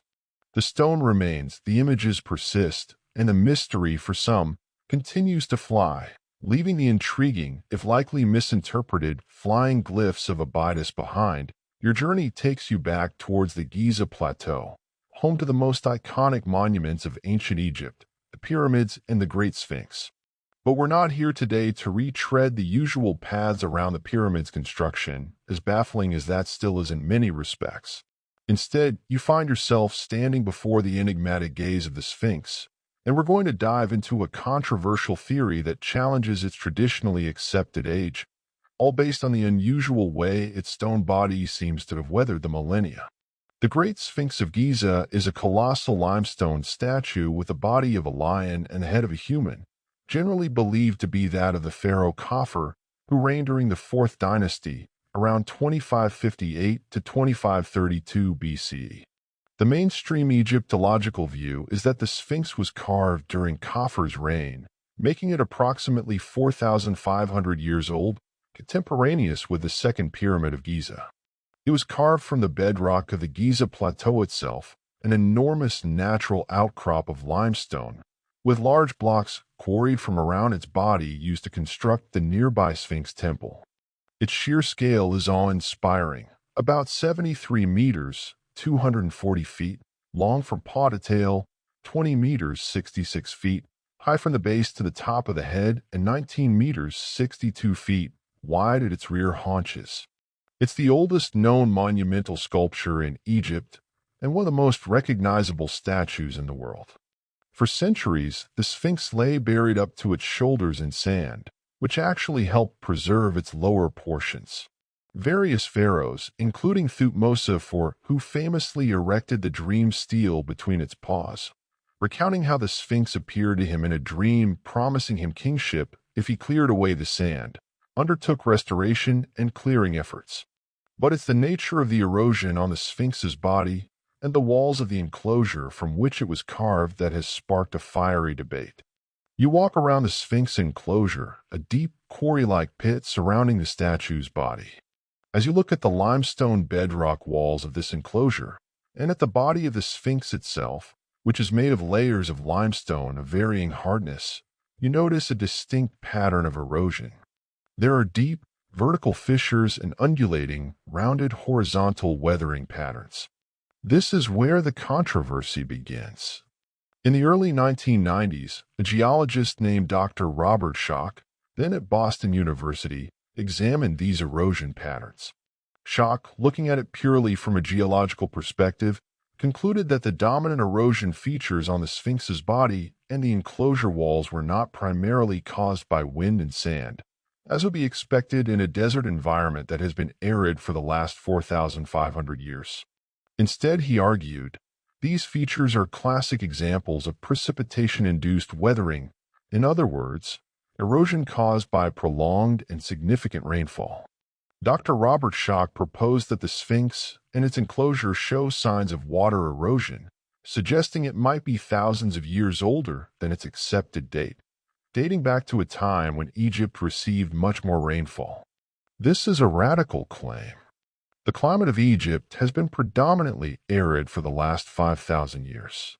For the Sphinx to have suffered significant water erosion, it would have to date back to a much earlier period, perhaps as far back as 7,000 to 10,000 BCE, or even earlier when North Africa experienced a wetter, savanna-like climate. This would push the construction of the Sphinx deep into prehistory, long before the accepted timeline for the rise of dynastic Egyptian civilization.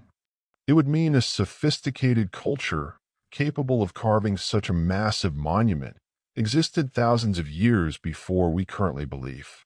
If true, it would rewrite not just Egyptian history, but our understanding of the development of human civilization. Imagine a 12,000-year-old Sphinx. That's older than your grandpa's oldest jokes by a long shot. The Sphinx water erosion hypothesis gained popular traction through the work of authors like John Anthony West, who had long argued for an older Sphinx based on his interpretations of symbolism and ancient wisdom. Schoch provided the first seemingly scientific geological evidence to support such a claim. The idea of a much older, lost civilization capable of such feats is, of course, incredibly appealing and ties into many alternative theories about humanity's past. Naturally, this hypothesis has been strongly contested by most Egyptologists and many geologists. They offer several counterarguments. Firstly, they point out that the limestone of the Giza Plateau is of varying quality and hardness. Some layers are softer and more susceptible to erosion than others, which could explain some of the uneven weathering. Secondly, they argue that other forms of water weathering could be responsible, such as basal groundwater seepage when the water table was higher, or even the frequent wetting and drying caused by Nile floods in earlier periods before the Aswan dams, combined with salt exfoliation, where salt crystals grow in the pores of the stone and cause it to flake. Thirdly, they emphasize the iconographic and archaeological context. The Sphinx's facial features resemble statues of Khafre, and its temple is very similar in style and construction to Khafre's pyramid complex. To separate the Sphinx from Khafre requires dismissing a lot of contextual evidence. A quirky tidbit in this debate is the two-stage construction theory. Some, trying to reconcile the geology with the archaeology, have proposed that the head of the Sphinx might have been recarved by Khafre from an earlier, much older lion-shaped, or perhaps jackal-shaped, sacred to Anubis monument.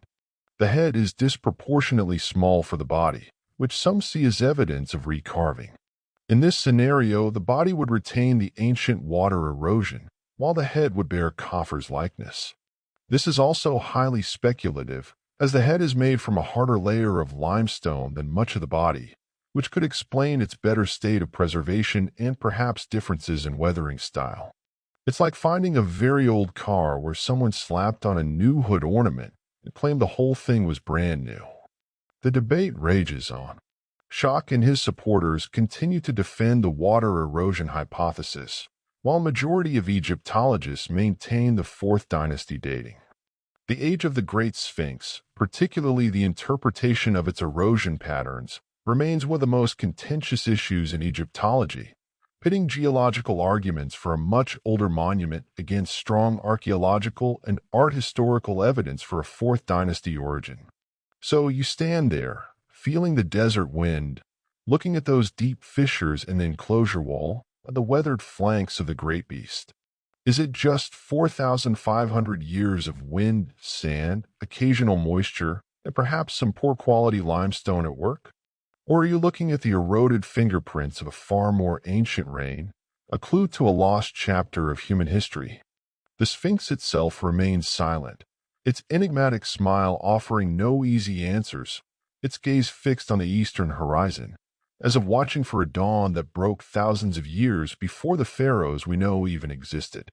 The mystery is as deeply etched into its stone as the erosion patterns themselves.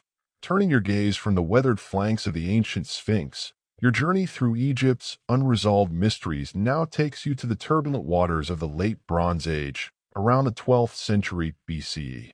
You find yourself on the shores of the Mediterranean, or perhaps within the hallowed halls of Medinet Habu, the mortuary temple of Ramesses III, peering at dramatic reliefs that tell of a terrifying invasion, a desperate struggle for survival against a mysterious and formidable foe, the Sea Peoples. Who were these Sea Peoples? That is the million-sestertius question. Egyptian records, primarily from the reigns of Ramesses II, his son Merneptah, and especially Ramesses III, speak of a confederation of maritime invaders who swept across the eastern Mediterranean, toppling empires, sacking cities, and causing widespread devastation. The Sea Peoples were a coalition of various groups who attacked Egypt and other regions of the Near East and Eastern Mediterranean towards the end of the Bronze Age, contributing to what is known as the Late Bronze Age collapse. Their exact origins, motivations, and ultimate fates remain one of the most enduring enigmas of ancient history. The inscriptions at Medinet Habu are particularly vivid. They depict chaotic naval battles, with Egyptian ships engaging a flotilla of enemy vessels. The Sea Peoples are shown as a diverse coalition, each group with distinctive attire, headdresses, and weaponry. Egyptian texts name several of these groups: the Peleset, the Checker, the Shikalesh, the Denyen, the Weshish, and others. Some of these names have been tentatively linked to later known peoples or regions. For instance, the Peleset are widely believed to be the Philistines of biblical fame, who settled on the coast of Canaan. The Denyen have been linked to the Danans, Greeks, or the tribe of Dan. The Shikalesh might be connected to Sicily, Psycholoi. But these are often educated guesses, not definitive identifications. Imagine the terror they inspired. Established kingdoms like the Hittite Empire in Anatolia collapsed, major trading cities like Ugarit in Syria were destroyed and abandoned, and even mighty Egypt found itself fighting for its very existence. Ramesses III boasts of his victories, claiming to have utterly defeated them in land and sea battles, preventing them from settling in Egypt. His inscriptions state, "As for those who reached my frontier, their seed is not, their heart and their soul are finished forever and ever." Strong words, but the fact that Egypt had to fight so desperately, and that these invaders came so close to overwhelming them, speaks volumes about the threat they posed. It was like a sudden, multi-pronged barbarian invasion, but from the sea, using sophisticated ships and tactics. Perhaps they were the ancient world's first truly coordinated amphibious assault force, a sort of Bronze Age D-Day, but with more horned helmets and fewer landing craft. The mystery deepens when we try to understand why this all happened. What set these diverse groups of people in motion? Was it famine, drought, or other environmental catastrophes in their homelands, forcing them to seek new lands? Was it internal strife, civil wars, or the collapse of their own political systems? Or were they perhaps displaced by other migrating groups, creating a domino effect of displacement and conflict across the Mediterranean and Aegean worlds? Historians still argue whether the Sea Peoples' migrations were primarily driven by environmental pressures, political instability in their homelands, or a combination of factors leading to widespread societal collapse. The archaeological evidence outside of Egypt is patchy. We see destruction layers at many sites across the eastern Mediterranean dating to this period, often attributed to the Sea Peoples, but directly linking specific groups to specific destructions is difficult. We find their distinctive pottery or weaponry in some locations, suggesting settlement or at least presence, but clear, cohesive picture of their movements and identities remains elusive.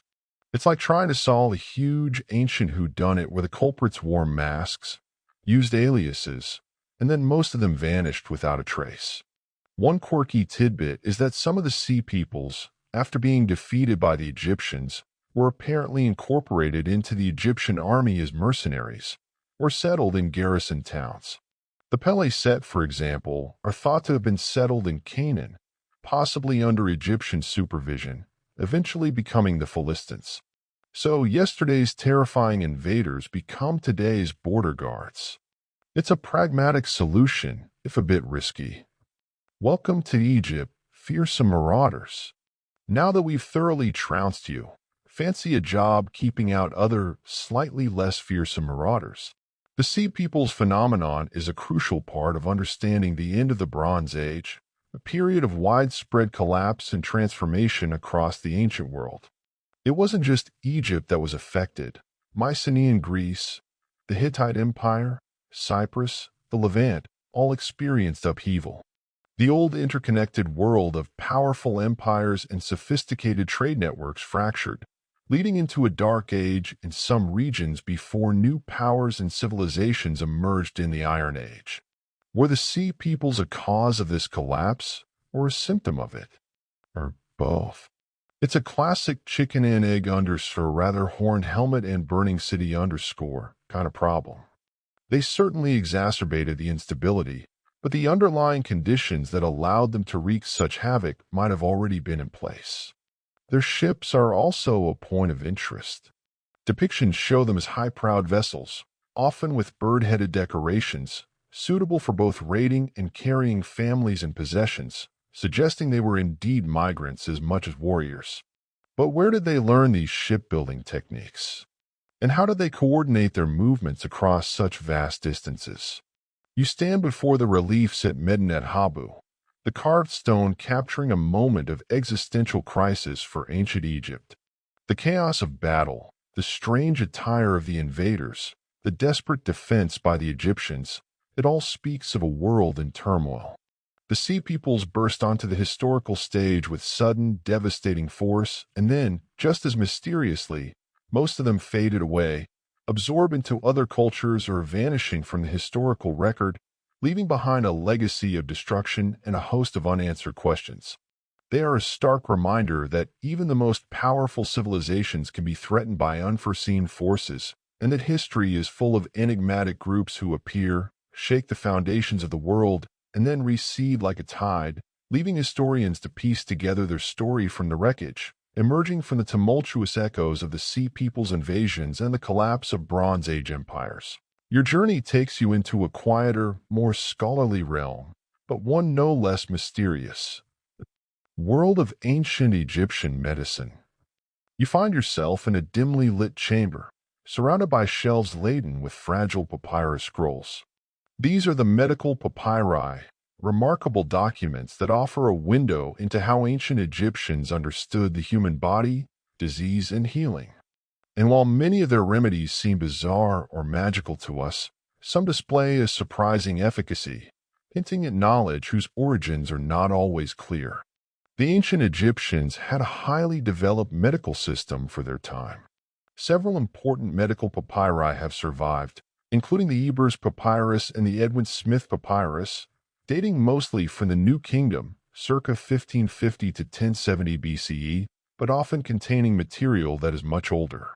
These texts reveal a fascinating blend of empirical observation, practical treatments, and magical incantations. Doctors, or SWNW, pronounced Sunoa, were respected practitioners, and there were even specialists like dentists and proctologists, literally shepherds of the anus, a title that probably didn't make for great dinner party conversation, but hey, it was a living. The Edwin Smith Papyrus is particularly remarkable. It's essentially a surgical treatise dealing with trauma and injuries, mostly to the head, neck, and torso. It describes 48 cases, each with a diagnosis, prognosis, an ailment I will treat, an ailment I will contend with, or an ailment not to be treated, a surprisingly pragmatic triage system, and treatment. Many of the treatments are quite rational, suturing wounds, setting broken bones with splints, using bandages. It shows a good understanding of anatomy for its time, likely gleaned from observations during mummification, even though dissection for purely medical study wasn't practiced. The Ebers Papyrus, on the other hand, is more of a general medical encyclopedia. It contains hundreds of prescriptions and incantations for a wide range of ailments, from digestive problems and eye diseases, a big issue in sandy Egypt, to skin complaints and even mental health issues like depression. And this is where things get interesting. Many of the remedies involve ingredients that sound, frankly, disgusting or bizarre. Lizard blood, crocodile dung, remember our sunscreen joke, fly droppings, mouse tails, boiled hippopotamus fat. The ancient Egyptian pharmacy was not for the squeamish. Some prescriptions involved animal urine or feces. You have to wonder about the first person who thought, what might cure this nasty cough? A poultice of fermented donkey droppings. It's a level of experimental medicine that probably involved a lot of trial and, one assumes, quite a bit of error. Yet, amidst these seemingly outlandish concoctions, there are treatments that show genuine medical insight. For example, they used honey, which we now know has antimicrobial properties, on wounds. They used willow bark, a source of salicylic acid, the active ingredient in aspirin, for pain and inflammation. Moldy bread was sometimes applied to infections, which could have inadvertently provided a rudimentary form of penicillin thousands of years before Alexander Fleming. They also had remedies for night blindness using liver, which is rich in vitamin A. The mystery lies in how they discovered the efficacy of some of these substances. Was it purely trial and error over centuries? Or was there a more sophisticated system of observation and knowledge transmission that we don't fully understand? Historians still argue whether the effectiveness of certain ancient Egyptian remedies was purely coincidental, based on lucky guesses, or indicative of a deeper, lost understanding of pharmacology and human physiology. Consider, for instance, their understanding of the circulatory system. While not fully accurate by modern standards, they believed the heart, not the brain, was the center of thought and emotion, and that vessels carried not just blood but also air, tears, and other substances. They did recognize the heart's role in pumping and its connection to the pulse. The Ebers Papyrus contains a section on the heart and its vessels, describing how the pulse could be felt in various parts of the body. This was a significant step. A quirky or fringe tidbit arises when we consider the more magical aspects of their medicine. Many treatments were accompanied by incantations, spells, and the invocation of deities like Sekhmet, goddess of plague and healing, or Isis, goddess of magic and healing. To a modern scientific mind, these magical elements might seem to invalidate the entire medical practice. However, for the ancient Egyptians, magic and medicine were deeply intertwined. Disease was often seen as the result of malevolent spirits, divine anger, or witchcraft. Therefore, a magical incantation to drive out the offending entity was just as important as the physical remedy. It addressed the perceived root cause. And let's be honest, the placebo effect is a powerful thing. If you truly believe that a chant and a poultice of questionable ingredients blessed by a priest would heal you, it very well might have helped, psychologically at least. Yes, this gazelle dung and incense bomb smells terrible, but the priest did say 3 Hail Iris over it, so it must be working. But what if some of these magical elements were more than just placebo? Some researchers have speculated that certain incantations might have involved specific vocal tones or frequencies that could have had subtle physiological effects, or that the rituals themselves created a powerful psychological state conducive to healing. This is, of course, highly speculative and enters the realm of unproven alternative therapies. The real puzzle is the origin of the genuinely effective remedies. How did they isolate the useful properties of willow bark or honey? Was it through keen observation of animals? Some animals instinctively seek out certain plants when ill? Or were there individuals, ancient medical researchers, who systematically tested substances? And how was this knowledge preserved and passed down, especially if some of it predates the written papyri we have? The papyri themselves state they are copies of much older texts, hinting at a deep well of medical tradition. You leaf through a facsimile of the Ebers Papyrus, its columns of hieratic script detailing cures for ailments both mundane and severe. You marvel at their diagnostic skills, their attempts at surgery, and their surprisingly effective pharmacopoeia, even if it's mixed with ingredients that would make a modern pharmacist recoil in horror. The ancient Egyptian doctors were pioneers, battling disease and injury with the tools and understanding they possessed. And somewhere within their blend of practical remedies, keen observation, and sacred magic lie hints of a medical knowledge whose full extent and origins remain tantalizingly obscure, a testament to humanity's enduring quest to understand and heal the body, even in the deepest antiquity, leaving the fragrant, if sometimes alarming, world of ancient Egyptian pharmacy and its mysteriously effective cures. Your attention now turns to a category of artifacts that regularly puzzle archaeologists. Objects labeled simply as ceremonial. You find yourself in a museum storeroom, surrounded by display cases filled with beautifully crafted, yet enigmatic items whose precise function eludes us. These are the tools, maces, palettes, and other implements that seem too elaborate, too delicate, or too impractical for everyday use, leading to the convenient, if somewhat unsatisfying, label of ceremonial. What does ceremonial even mean in this context? It often implies that an object was used in religious rituals, royal pageantry, or symbolic displays rather than for a practical utilitarian purpose. And while this is undoubtedly true for many such items, the label can sometimes feel like a catch-all for anything we don't fully understand. It's the archaeological equivalent of shrugging and saying, well, it looks important, and they clearly spent a lot of time making it, so must be for a ceremony. Not exactly a deep dive into its function. Consider the ceremonial maces from pre-dynastic and early dynastic Egypt, like the famous Narmer mace head or the scorpion mace head. These are pear-shaped stone objects, often intricately carved with scenes of royal power, conquest, or religious festivals.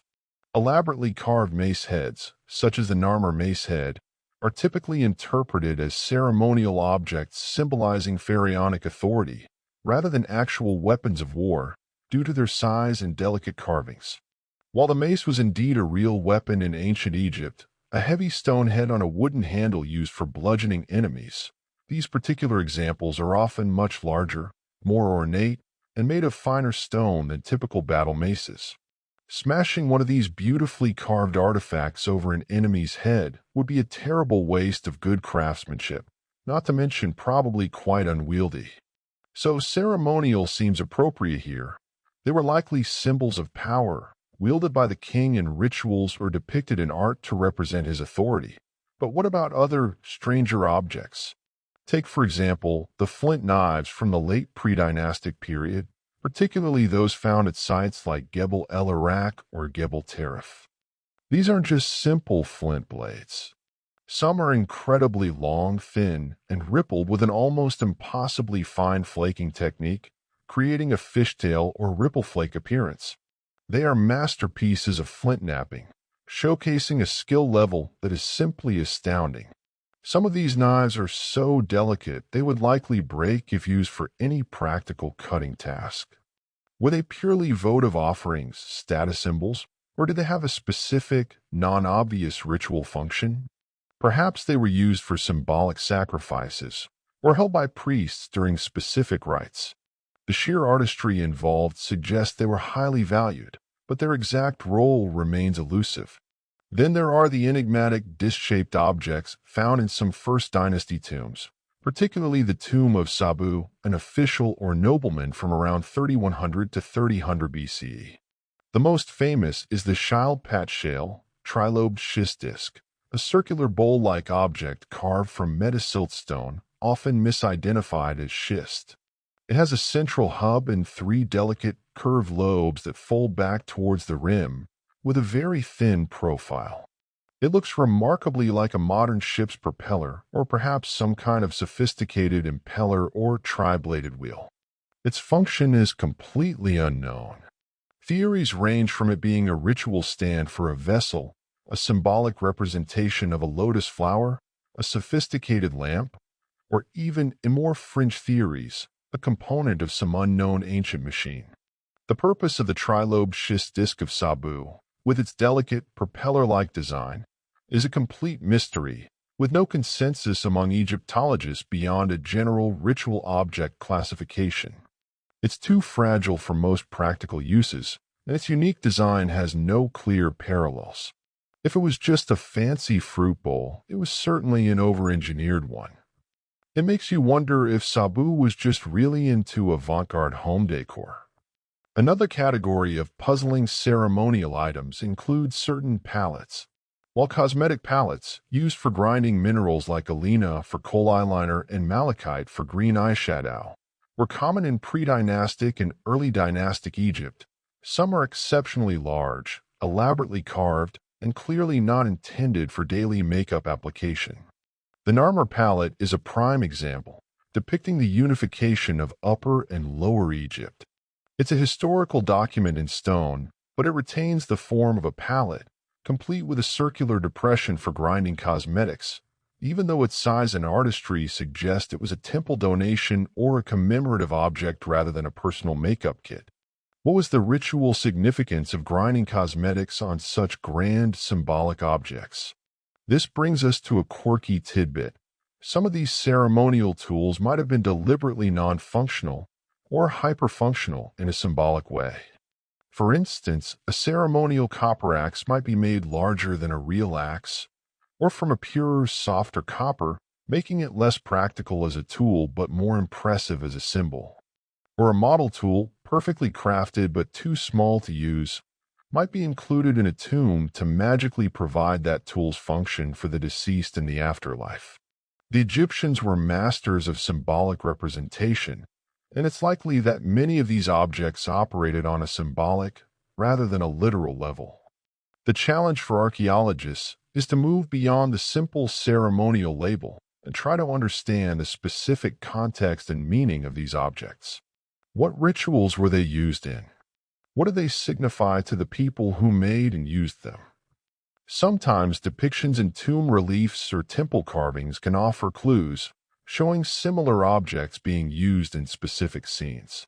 But often, the objects are found in isolation, their original context lost. You peer at a display of these enigmatic items, a perfectly polished stone sphere whose use is unknown, a set of miniature copper tools too small for any craftsman's hand, an oddly shaped slate object with intricate geometric carvings. Each one is a tiny mystery, a testament to the skill and artistry of ancient Egyptian craftsmen, but also a frustrating reminder of how much we still don't know about their beliefs and practices. Were they props in elaborate religious dramas? Symbols of rank and power? Offerings to appease the gods? Or did some of them have functions so specific to their lost belief system that we, with our modern secular mindset, can barely even guess at their purpose?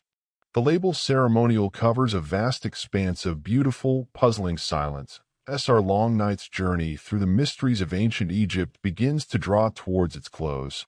We arrive at one of the most tantalizing and persistent of all unsolved puzzles, the search for the lost tombs of some of its most legendary figures. You find yourself standing, perhaps, on the outskirts of Alexandria, or wandering the vast necropolis of Saqqara, the air thick not just with dust, but with the ghosts of missing pharaohs, queens, and sages whose final resting places remain stubbornly hidden from the archaeologist's spade. For all the incredible discoveries that have been made, Tutankhamun's intact treasure, the royal mummy's cache at Deir el-Bahri, the vast cities of the dead, there are still some very big names missing from the funerary record. These aren't minor officials or obscure local nobles.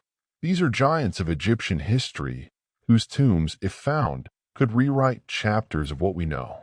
Perhaps the most sought after is the tomb of Cleopatra VII, the last pharaoh of Egypt, famed for her intellect, her charisma, and her faithful liaisons with Julius Caesar and Mark Antony. Cleopatra's death in 30 BCE marked the end of Ptolemaic rule and Egypt's absorption into the Roman Empire. Ancient writers like Plutarch and Suetonius tell us that she and Antony were buried together in a royal tomb, possibly near a temple of Isis in Alexandria. Despite numerous searches and compelling theories, the tomb of Cleopatra and Mark Antony has never been definitively located, remaining one of history's most alluring archaeological quests. Archaeologists have scoured Alexandria and its environs.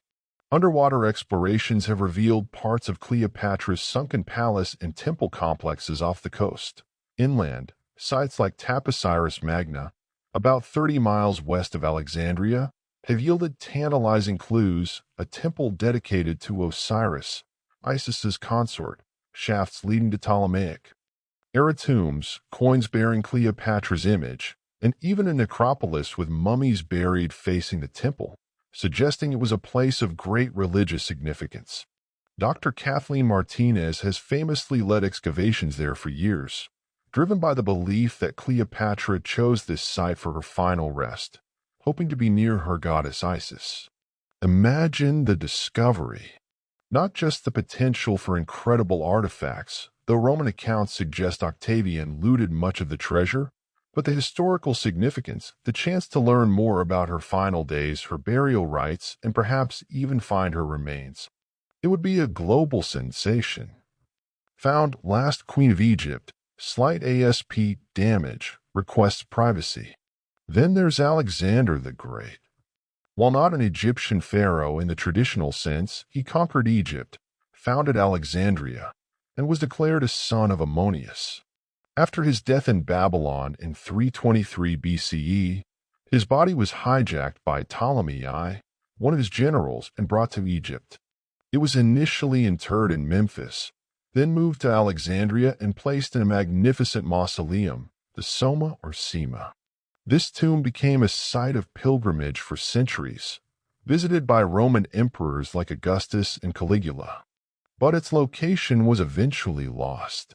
Wars, earthquakes, rising sea levels, and the relentless rebuilding of Alexandria over 2 millennia have erased almost all traces of the ancient city's heart. Where does Alexander lie? Theories abound, ranging from beneath a modern mosque, to lost in the harbor, to even, in one wildly speculative theory, being spirited away and becoming the body venerated as St. Mark in Venice. The search for Alexander's tomb is as much a legend as the man himself. Moving back into deeper pharaonic history, what about Imhotep? The brilliant architect of Djoser's step pyramid at Saqqara, a physician, a high priest, a poet, a true Renaissance man of the 3rd dynasty, circa 2650 BCE. He was later deified as a god of medicine and wisdom. Surely such a revered figure would have had a significant tomb. Tradition places his burial at Saqqara, the necropolis he helped create. For decades, Egyptologists have searched for it, hoping to find his lost pyramid or mastaba. Walter Emery, a prominent archaeologist, searched for years in North Saqqara, uncovering many important animal mummy catacombs, like the Serapeum's Apis bull precursors, or the ibis and baboon galleries sacred to Thoth, with whom Imhotep was later associated in 3rd dynasty tombs, always hoping the next one would be Imhotep's. The tomb of Imhotep, the deified architect of the step pyramid, is believed to be at Saqqara, but its precise location has eluded archaeologists despite extensive searching. Finding it would be like finding the tomb of Leonardo da Vinci, if da Vinci had also designed the first skyscraper and been worshipped as a god. No pressure. And what of other great pharaohs whose tombs are known but whose original undisturbed burials have never been found, or whose mummies are missing? Akhenaten, the heretic king, was he truly interred in his Amarna tomb, or was his body moved or desecrated, as some evidence suggests KV 55 might indicate? Nefertiti, his enigmatic and beautiful queen, her mummy, has never been conclusively identified, though several candidates have been proposed, including the younger lady from KV 35. Finding Nefertiti's undisturbed tomb, with her legendary beauty potentially preserved, will be another Tutankhamun-level discovery. Even for pharaohs whose tombs in the Valley of the Kings were found, like many of the Ramessides, their mummies were often moved in antiquity by priests seeking to protect them from tomb robbers, rebundled, and hidden in caches like the Deir el-Bahari cache, DB 320, or the tomb of Amenhotep II, KV 35. While this saved the mummies, it divorced them from their original funerary contexts. What treasures and information were lost from their original burials? A quirky tidbit is the sheer persistence of local legends and tomb hunter tales that often fuel these searches. For generations, stories of hidden gold, secret chambers, and pharaoh's curses have been passed down, sometimes leading to genuine discoveries, other times to wild goose chases. It adds a layer of romance and adventure to the scientific pursuit. The search for these lost tombs is not just about gold or fame. Each undiscovered tomb is a time capsule, holding potential answers to historical questions, new insights into religious beliefs, artistic practices, and the daily lives of the ancient Egyptians. They represent missing pieces in the grand puzzle of this incredible civilization. The sands of Egypt have yielded so many secrets, yet they clearly still hold more. As you stand under the vast, star-dusted Egyptian sky, you can almost feel the presence of these lost figures, their stories unfinished, their final secrets waiting patiently for the right moment, the right clue, the right dedicated seeker to bring them back into the light. The quest continues, a testament to our enduring fascination with those who shaped this ancient land and left an indelible mark on human history. And so, as the first hints of dawn begin to paint the eastern sky, or perhaps as the deepest velvet of night fully envelopes you, our exploration of ancient Egypt's unexplained mysteries for this evening gently comes to a rest. We've journeyed from the colossal stone giants of the Serapeum, their purpose still echoing in subterranean silence, to the luminous enigmas of Dendera, where ancient art seems to hint at forgotten technologies.